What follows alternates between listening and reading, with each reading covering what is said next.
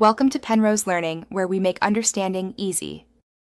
You start by assembling the exact documents the DMV requires and making an appointment if possible. Explain why each item matters. Identity proves legal name, address ties you to local records, and fees cover processing. Once done, make sure any name change paperwork is certified. If you're renewing soon, note expiration and bring the previous license.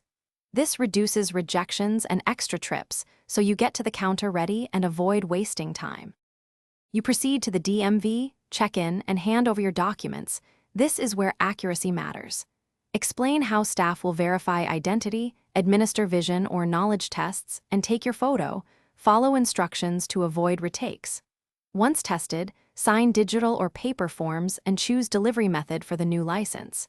Make sure the clerk spells your name correctly and updates your address. If a test is required, focus on the key rules and stay calm to pass first try. You finish by confirming when and how you'll receive the physical card and keeping the temporary license until it arrives. Explain why retaining the receipt matters. It proves payment and application date.